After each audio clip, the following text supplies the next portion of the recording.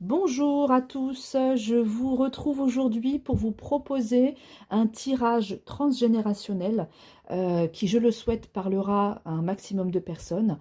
Après, la situation qui m'est exposée là ne peut pas parler quand même à tout le monde, mais voilà, si ça peut au moins répondre à une, deux, trois personnes, eh ben, c'est déjà énorme, hein, même une seule, c'est déjà énorme.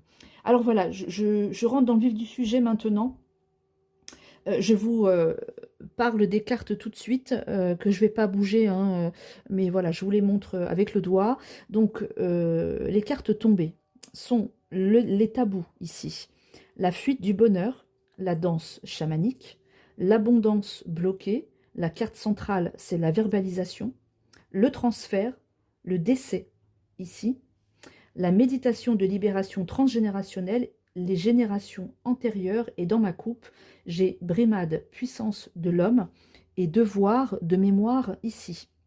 Alors, ce qui est évoqué là, ce qu'on me donne à transmettre aujourd'hui pour essayer de faire conscientiser à une ou plus, à une personne ou plus, euh, probablement que dans votre histoire familiale, un homme, je dis bien un homme, euh, s'est suicidé, a mis un terme en fait, euh, voilà, à son existence, à sa vie. Alors, c'est dans des générations antérieures, et antérieures, ça veut dire au-delà de vos grands-parents, à minima sur vos arrière-grands-parents, peut-être votre arrière-grand-père. Alors, questionnez, vous voyez si ça vous parle déjà, rien que quand je vous dis ça. Euh, Est-ce que votre arrière-grand-père euh, se serait suicidé? Et cette situation euh, a, comment dire,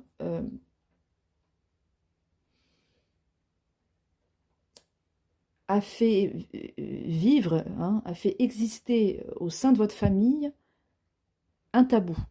Le tabou, bien sûr, autour du suicide. D'accord?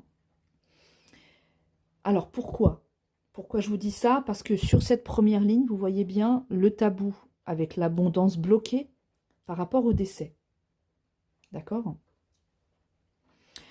Dans cette diagonale, on voit bien qu'il y a le tabou, la verbalisation et les générations antérieures. Donc, il y a pour moi un tabou qui date de ces générations antérieures, et je vous dis que ça prend naissance pour moi sur la génération de vos arrière-grands-parents. Et là, comme on parle de la brimade puissance de l'homme, il est donc évoqué ici que cette personne qui connaît le décès, mais pour moi c'est le suicide, d'accord? Parce qu'il y a le tabou derrière, ok?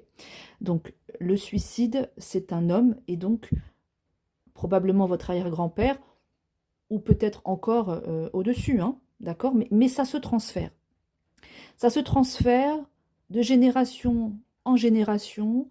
Peut-être y a-t-il eu d'autres décès de cet ordre-là, hein, par le suicide, au-delà de l'arrière-grand-père, d'accord? Peut-être le grand-père, bon, que sais-je, la grand-mère.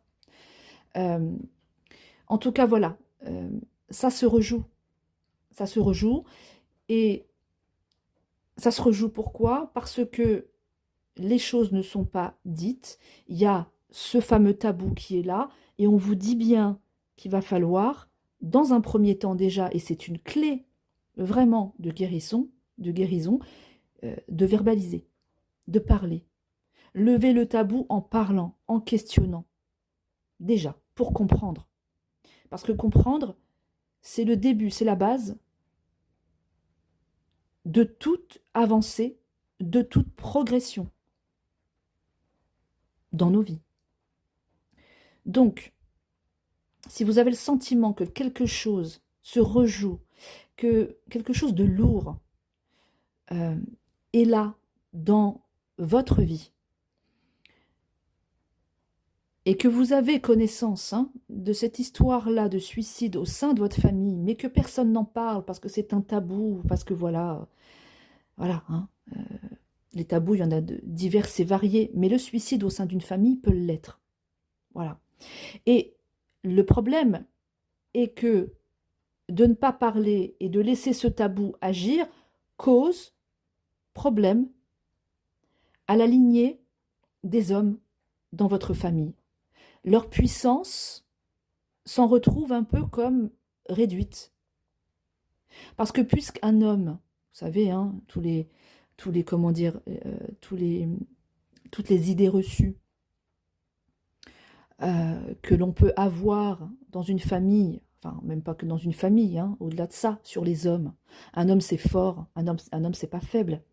Donc un homme, autrement dit, ça ne peut pas vouloir se supprimer, ça ne se suicide pas. Hein, parce qu'un homme, ça c'est affronter les problèmes. Un homme, dans l'inconscient collectif, est là pour protéger, est là pour porter sa famille, hein, et n'est pas là pour se dérober, se supprimer, fuir quelque part. Hein. Il y a beaucoup de personnes qui voient le suicide comme une fuite et comme un manque de courage, hein, à affronter les choses. Donc, la lignée d'hommes, probablement, chez vous, dans votre famille, est un peu réduite à... Voilà, hein, et peut-être vous, hein, qui êtes un homme qui écoutez cette vidéo, sentez-vous un petit peu cette diminution du masculin au sein de votre famille, d'accord? Eh bien, c'est probablement parce que cet aïeul qui s'est donné la mort, hein, d'accord, qui en a eu assez, qui en a, voilà, qui a voulu en finir et qui en a d'ailleurs, oui, vraiment, qui est passé par cette étape-là du suicide, hein, par cette étape, par cette fin, hein. Et bien, ça fait des répercussions au sein de votre lignée familiale chez les hommes, et les hommes sont plutôt brimés, réduits, d'accord?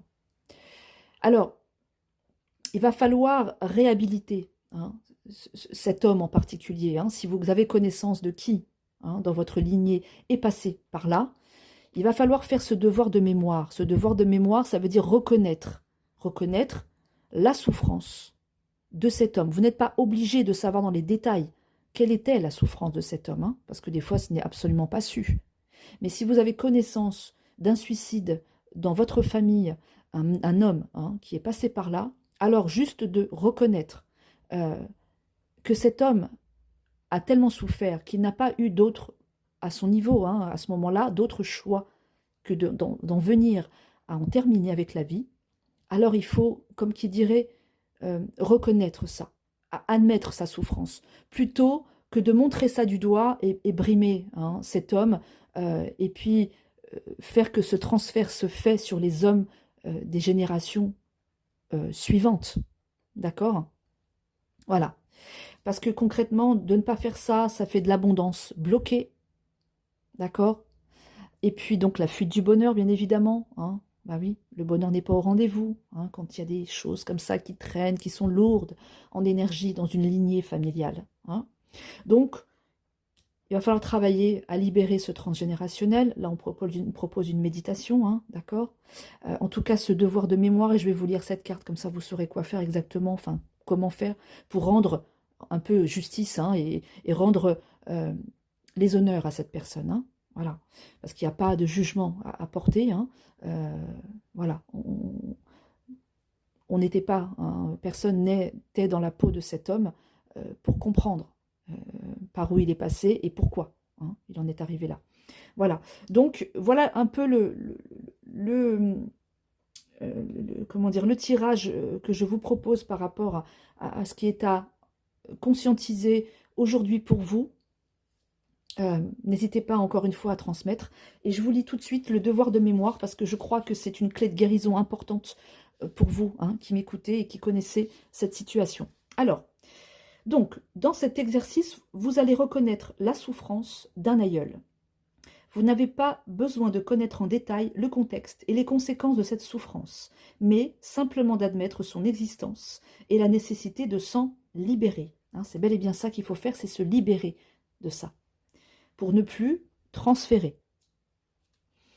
Alors, pour ce faire, munissez-vous des deux cartes, enfin des cartes, hein, dans le tas rouge, voilà. Donc on peut parler de la lignée, là, les générations antérieures, hein, d'accord, avec la fuite du bonheur ou l'abondance bloquée, hein, d'accord, les brimades aussi, hein, puissance de l'homme. Voilà, vous associez cette carte-là avec les cartes souffrantes, hein, d'accord, donc abondance bloquée, fuite du bonheur, brimade, voilà, en rapport avec les générations antérieures. Puis, des cartes orange, bah voilà, donc c'est une carte orange ça, donc vous voyez, c'est parfait, donc vous pouvez associer celle-là, mais c'est ce que je vous disais déjà, donc c'est très bien. Donc celle-là, celle-là, celle-là, hein. Ensuite, répétez à voix haute le texte, que je vais vous lire juste après, que vous adapterez, bien sûr, hein, en fonction de la situation. Donc, moi, donc admettons, hein, si je dois remettre ça à moi-même, donc moi, Alexandra, vous pouvez dire votre nom aussi, hein, si vous le voulez, hein. Donc, je reconnais solennellement ta souffrance à toi, et là, vous donnez le nom et le prénom de la personne qui est concernée, hein, par ce fameux suicide dont je vous parle, cet homme, hein, qui en a fini avec la vie par le suicide. Aïeul de ma lignée maternelle ou paternelle, d'accord, hein, peu importe, à travers cette mémoire de la brimade de l'homme, par exemple, hein, car elle n'a pas été entendue. Je la reconnais aujourd'hui afin que tu puisses t'en libérer. Voilà le texte que vous pouvez recopier, hein, et ensuite adapter à votre situation, voilà, et qu'il faudra lire à haute voix. Si vous souhaitez l'écrire, vous l'écrivez. Si vous souhaitez vous la répéter tel un mantra pendant plusieurs jours, 21 jours par exemple, hein, c'est toujours le nombre de jours qu'on donne, 21 jours, pourquoi pas. Vous mettez ça sous votre tête d'oreiller par exemple, enfin, sous votre oreiller tout simplement, pas tête d'oreiller mais sous votre oreiller, et puis vous pouvez relire ça tous les soirs avant d'aller vous coucher pendant un certain laps de temps, 21 jours. Vous pouvez, voilà, voilà. Et après, prendre un briquet, brûler ça et mettre au fond de la cuvette, hein, d'accord? Voilà. Laissez-vous guider aussi, hein, par comment vous souhaitez vous détacher de cette mémoire pour votre propre guérison, hein. Vous êtes souvent plein d'intuition par rapport à tout ça et vous ne vous écoutez pas, mais vous pouvez tout à fait vous faire confiance et décider de comment les choses peuvent se faire, hein. Vous n'êtes pas obligé de respecter les choses à la lettre. En tout cas, ce texte est important à lire à haute voix. Vous pouvez l'écrire, comme je vous le disais. Après, voilà, vous disposez, encore une fois. Voilà, je vous laisse sur ces quelques mots. N'hésitez pas à me contacter. Vous pouvez me retrouver sur les réseaux, hein, Alexandra, énergéticienne par les oracles, ou sur Instagram, Alex, énergéticienne oracle. Vous pouvez m'écrire dans les commentaires, vous pouvez me contacter par message, hein, par les réseaux, vous le savez. Mon adresse mail, c'est alexandra .énergéticienne@outlook.com. Voilà. N'hésitez pas à m'écrire si vous souhaitez un tirage, si vous, voilà, si vous souhaitez même juste échanger avec moi, n'hésitez pas. Voilà. Je vous souhaite de passer une très belle journée et je vous dis à très bientôt pour un prochain tirage. Ciao, ciao.